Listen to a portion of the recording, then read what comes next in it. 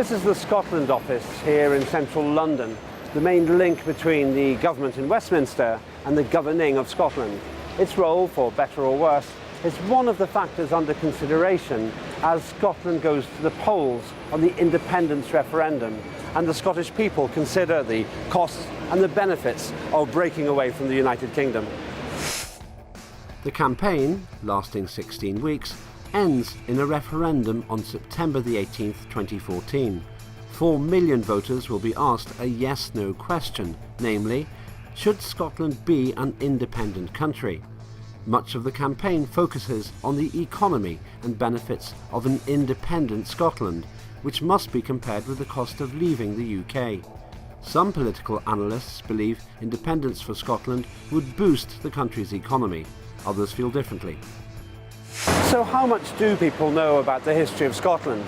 Do they believe that Scotland would benefit by disconnecting from UK policies such as nuclear weapons and foreign affairs? And do they feel that Scotland is ready to break with the Union? These are the simple questions we sought to answer, and we began by asking the public if they saw Scotland as a country within a country, and if those people born in Scotland should regard themselves as Scottish or British, or if they have a confused identity. Here's what they said. In your view, is Scotland a country in a country, and if you'd been born there, would you regard yourself as Scottish or British or something else? Oh, naturally, I'd assume I was Scottish and nothing else. It's natural. If you anybody from Wales is Welsh, I'm from Ireland, I'm Irish. Anybody from Scotland is Scottish. And is it a country in a country? It's a country within an organisation of countries, a bit like Europe, for example. You know, I mean, I'm Irish, I'm part of Europe, but I don't consider myself European in the inverted commas sense. I'm Irish, and that's it, you know. I was actually born in Scotland, so I don't really class myself as being Scottish or English. I'm just British, really. Why is that? I don't know, really. I just think we're all on the same island, aren't we? You know, effectively, and a border is only what you make of it. You know, I lived there for probably the first year of my life, and the rest of my life has been spent in England, so I'm technically Scottish, but I'm not, I'm British. In your view, is Scotland a country within a country, and if you had been born in Scotland, would you regard yourself as Scottish, British, or some other identity? I think the Scots believe that they're independent, and they are they're a country within a country. The question was if I was in there. So, yeah, I think I would. If I was born in Scotland, I'd probably think that I was Scottish, and we were perhaps a country within a country. I'm half Scottish, so if I was born in Scotland, I'm definitely a Scottish citizen, and I believe Scotland should be a country in its own right. I haven't been born there, but if I was, I would regard myself as Scottish. I don't think it's a separate country. I think it's England, so... So a range of opinions from the public on the question of Scottishness and Britishness. Is there a definitive answer, a clear explanation for how Scottish people should see themselves? We turn to our experts for their point of view. Well, I think that Scotland is a country within a country, and that's actually one of the strengths of the United Kingdom as a whole, is the fact that we do have all these regional, very distinct identities, and I feel that if you are born in Scotland, that being Scottish and being British, you can be both, and actually they do work very well together. I mean, I'm personally British. That's what I put down, that's how I identify, but I can see why other people would be different. Somebody born in Scotland is Scottish, British, European, a citizen of the world, in the same way that somebody born in Norway is Norwegian, Scandinavian, European, and a citizen of the world. I don't think you need to share a government or share a Prime Minister to be British. Britain existed before the political union. Britain will exist after the political union.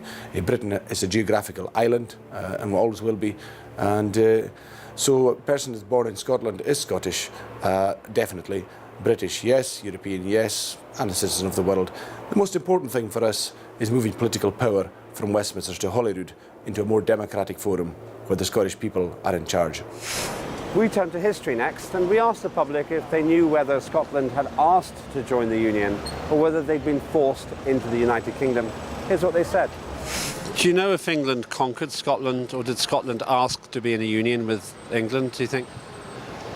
Well, my limited understanding of your history is that both happened. I think back at Stirling, England conquered Scotland, but then ultimately when good King James succeeded Queen Elizabeth, it was peaceful. So I think both have happened at different times. Now, James VI of Scotland became James I of England in, I think, 1603. That's pretty impressive. So who won, Scotland or England? It wasn't a matter of winning. They needed a new king, so they asked him to come, I think. I'm really... Did you know that? I didn't know that. I'm honest, I didn't know that. Do you know if England conquered Scotland, or did Scotland ask to be in a union with England? Obviously, a long time ago, we invaded Scotland, I think. I think that was in the past, and the generation that's around now wasn't involved in that, which is why I think we all need to work together. Obviously, I don't, in my knowledge, they didn't ask for that, but I'm not an expert on the situation. They probably weren't really part of the decision that much. I wouldn't say they were ever conquered by anyone. I think aren't they the only country ever to never be conquered by a country? Yeah, the Romans gave up. So, no, they probably just got dragged into it by being part of England, which just eventually happened. It wasn't a conquering, I wouldn't say. So much for the history test to the public. We put the same question to our experts to understand how Scotland and England came into a union together. Here's what they said. It was after Scotland, as an independent country, tried to set up colonies overseas, like England was doing at the time, and unfortunately they ran into financial difficulty. With some of the Scottish independence people say, well, that's because the English didn't play fair and they sort of bent the rules and didn't trade with Scotland, for example. But in the end, the Scottish colonies failed, they were in debt, and it was an act of union. It was, in that sense, a marriage, in the sense, two equal partners coming together to become one. Well, initially the English monarch died without any children, and the Scottish king then became king of Scotland and England, James VI of Scotland and the first of the United Kingdom, basically because they were related, they were second cousins or something like that. About 104 years later, then the Parliaments united. And this is where our difficulty is. We're happy enough sharing the Queen, keeping the Queen Elizabeth currently as our Queen, but we do want the Parliaments to be independent of each other. Scotland is only 8% of the Parliament of the United Kingdom. It's not a 50-50 union. It's an incorporated union where we're a small part of this. And so the history was one of a political union, and we think that the time has come. We see that the growth of independent nations, there's 4 times more states in the world now than there was 100 years ago. The tide of history is with us, and Scotland too should join the rest of the world and be independent. So much for the history. Let's talk about money. The British government wants to invest billions of pounds in new nuclear weapons, £8 billion of which would come directly from the Scottish taxpayer. We asked the public if they lived in Scotland, would they regard that as a good use of their money? Here's what they said. Britain's intending to spend a very large sum on new nuclear weapons, and proportionately £8,000 million of that money would come from the Scottish taxpayer. If you lived in Scotland, would you think that was a good use of your money? I'd have to know a little bit more about the economics. My initial reaction would be no, it's not. But I'm sure somebody has sat down and done the sums and would be quite easily able to argue that it is good spending out the money. I would feel, I'm not British, so I would feel that Britain spends too much money on that part of their economy anyway, so spending even more I would be annoyed with personally. No, because that's for safeguarding the entire UK. So I believe that if you belong to Scotland, Ireland, Wales, every country should contribute. No, not at all, because we never wanted Trident in the beginning, so we've been left with these nuclear submarines that we were paying for, and we don't want that at all. So, you know, why should we have to pay for that in the first place, you know? Westminster's planning to buy lots of new nuclear weapons, and the Scottish share of the cost of that is about £8,000 million. if you were in Scotland, would you think that would be a good expenditure on your behalf?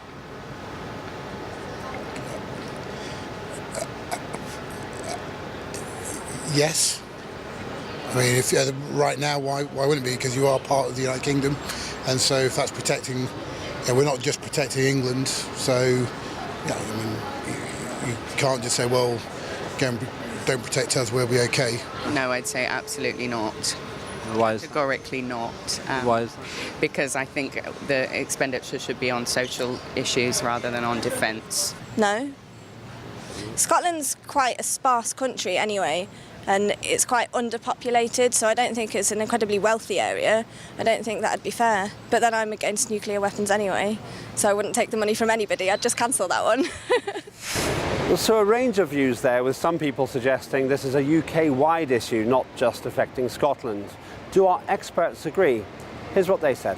I think the whole issue about nuclear weapons is a UK-wide issue. There are plenty of people in Wales, in England, who are anti-nuclear weapons, and this is one thing I feel very passionately, that the Scottish National Party and the whole independence movement have sort of dressed up the idea of Scottish independence in this sort of left-of-centre, progressive, anti-nuclear, for example, politics. Well, actually, that's a UK-wide phenomenon, and it's not something just to do with Scotland. We know that I would call them nuclear weapons of mass destruction. Nuclear weapons of mass destruction are not good for Scotland to have. They're not good value for money for taxpayer when we have child poverty growing, when we've got the issues we have in our inner cities to spend money on obscene weapons that you will not use, and if you were to use them, you'd be committing a war crime anyway. We feel that these weapons should go. We should live in a peaceable way with the rest of the world. We see plenty other countries, 90% of the world's nations do not have nuclear weapons or more, and we think that we should get rid of nuclear weapons because we can spend the money in far better ways and without being a menace on the world stage. And if an accident happens, of course, then the people of Scotland would pay the price. So, on nuclear weapons, our experts reflected the same range of opinions as we found with the public. But what about terrorism? Would Scotland be safer if it disconnected itself from the UK's interventionist policies in places like Syria, Libya, Afghanistan and Iraq? Here's what they thought. Do you think Scotland would be safer from terrorism if it disconnected itself from British interventionist policies in places like Syria and Iraq and Afghanistan and elsewhere? I've worked in Saudi Arabia, and to be quite honest, I don't think that the general population over there is aware of the differences between Scottish and England. I think they're all amalgamated together. Wales, I think it's all in the same category there, so I personally don't think they would be any safer now. Yes, possibly, but are they a focus of terrorism now in Scotland? I thought England was very much the focus of any terrorist activity. I doubt if it would make much difference in that way. Do you think Scotland would be safer from terrorism if it detached itself from Britain's foreign policy, which has been quite interventionist in places like Syria and Afghanistan and Iraq? I don't know. I honestly don't know the answer to that, whether independence would result in more safety from terrorism or less safety from terrorism. I honestly don't know. As I understand it, there were a lot of Scottish troops participating in that too, not just English. Yeah, probably. I wouldn't say Scotland's at that much risk at the moment, but yeah, they probably would be at slightly less risk. Yeah. Why is that? I don't know, I guess, don't want to say it too loud being in London, but London's probably where people would target, and further Scotland gets away from that, the less likely, even though they are pretty unlikely to be targeted at the moment, I would have thought, they'll be slightly less likely. Yeah. So those are the views of the public, quite varied, but clearly entertaining the prospect that independence would alter the game for terrorism in Scotland. We asked our experts if they were right. In principle, it's a good argument, but in practice it's completely erroneous. In fact, Scotland as an independent nation would actually be more vulnerable to terrorist attacks, in my opinion, because Scotland would lose its, certainly in the intelligence world, it would lose a lot of contacts, because it would leave the United Kingdom that has good intelligence and counterintelligence relationships with, for example, through CIS and links with America, to becoming an independent nation that still is vulnerable, still has high value targets, for example oil and the energy sector, but yet doesn't have the capability to be able to defend itself against possible threats. A lot of the foreign policy errors that have happened in Iraq and Afghanistan have already been done, and in the eyes of the people who feel that agreed at that, then they're not going to differentiate between an independent Scotland and a Scotland part of the United Kingdom, and then actually that in the long run you're going to have such close ties because of hopefully being part of the European Union and trade ties and all that type of stuff. There's going to be quite a lot of movement between an independent Scotland and the rest of the United Kingdom, so actually terrorists can use that space to move and actually commit attacks north or south of the border as they see fit. Well, we know that the war in Iraq was an illegal war. It's a war that's claimed 130,000 civilian lives at least. It's flaring up again. Anybody who's involved in that probably is suffering blowback. I don't think an independent Scotland would have got involved in that. Certainly the mood in Scotland wasn't to get involved. London got involved because London, as we see very often, behaves as a vassal of the United States of America and didn't think for itself. France, in contrast, did think for itself and avoided that situation. I think Scotland, if it was independent, would be more similar to Finland, to Denmark, to Iceland, to the Netherlands, and clear of a situation such as we've seen with the Iraq situation. And as for terrorism, I don't think that Scotland would be more likely to be a victim of terrorism. There are usually political issues behind terrorism, and if you're not involved in the events that we've seen in Iraq, the appalling events we've seen in Iraq, I'd say that makes it less likely. Britain's old parties did badly in the recent European and local elections. With all this rebellion in the air, would Britain's public be surprised if Scotland voted yes to independence, is what they thought. Britain's been quite rebellious as an electorate recently. They've, to some extent, punished the old parties and elected new parties. Do you think there's sufficient rebellion in Scotland to vote yes for independence?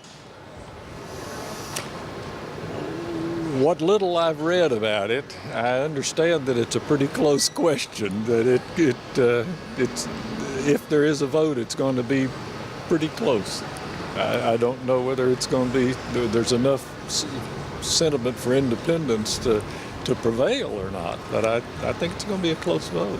I believe Scotland will vote for independence because a lot of Scottish people feel that they have their own identity and are separate from Britain, so yeah, I think they will go for it. Do you want them to? Yes. The thing being, as I understand it, that the East Coast would probably be more conservative and say stick with the UK, and it's more likely to be Glasgow and Greater Glasgow that will vote for independent Scotland. There's been quite a lot of rebellion against the old parties in the recent elections. Do you think that Scotland's rebellious enough to vote yes in its referendum on independence? I think there's too many people in Scotland that enjoy being part of the UK. So I think, there's obviously those that are going to consistently strive for Scottish independence, but I think on the whole, they're probably better off as part of the team that is the UK. So, no. I think they'll probably vote no on the whole. I think it's a huge change, and I think a lot of people have felt it's been good for Scotland to be part of Britain, and they won't know what's going to happen until they do it, and I think they would probably pull back from the brink of actually joining in. I think it will be very close, but I don't think we'll get it. I think it will be very, very close, but I'm worried about the repercussions if we vote yes and we don't get it. I'm worried about what will happen afterwards. In what way? What punishment that we will get. That's basically that's all. I am. I don't think we've nothing to lose in voting yes. I don't think it'll make much difference to the way that we are now, but if we don't get it, I'm worried about what implications that will happen to the Scottish people afterwards. Would you vote yes? Yes, nothing to lose. So, different views, but not everyone would be surprised if Scotland voted yes to independence. We turn to our experts for a final commentary on what they think will happen in September's referendum. I think the independence vote itself is going to be close. I do think the Better Together campaign will win. It's not going to be by a massive majority, and actually in the longer term that actually provides a positive for the rest of the United Kingdom, because what we can do is say actually there is the momentum. It's not enough for full independence, but there is the momentum for a constitutional shift and towards a more federal United Kingdom where every part of the United Kingdom, Scotland, Wales and regions of England, for example Cornwall, can actually have more power and work better together as a whole United Kingdom. And in terms of recent European elections, I think there is a fundamental change in politics where people are now less concerned about party politics and less concerned about the whole Westminster government, and they're more concerned about policies. And I think the Scottish referendum has actually been a good example of the amount of people being engaged, people who have come up and said, well, I don't vote usually for X party, but actually the referendum has got me interested in politics, and actually I may actually consider joining them after the referendum, you know, that type of stuff. So policy-based politics rather than party-based politics is the way ahead, and the Scottish referendum is a trailblazer in that field. I think Scotland will vote for independence. The polls are moving that way. The pollsters also have a difficulty in that the pollsters can tell you what's happening for a 60-70% turnout. This is going to be an 80-90% turnout. A lot more people are going to vote. More people are coming on the electoral register. The most recent poll yesterday has a 6-point gap. I think that a number of issues are now coming together, and the Scottish people are finding the confidence to vote for independence, because the other side are only trying to scare people. They call themselves Project Fear. We are giving a message of hope. Hope will triumph over fear. And you know, the truth about the other campaign, to paraphrase, I think it was Roosevelt or Truman, they have nothing to fear but hope itself. And that is where they are. They're in a really difficult situation. They've called themselves Better Together. They've changed that. They call themselves No Thanks now. They've nothing positive to say, nothing good to offer the people of Scotland. And as a result of that, I'm pretty sure and pretty confident that the Scottish people on the 18th of September this year will vote for independence. With public support for Scottish independence on the increase, the politicians here in London look ever more out of touch. And whether or not Scotland votes yes to withdraw from the Union, one thing is clear. The opinion that London should no longer govern Scotland is a rising tide which cannot be held back forever. It suggests that the United Kingdom itself is rather less united than some politicians would like.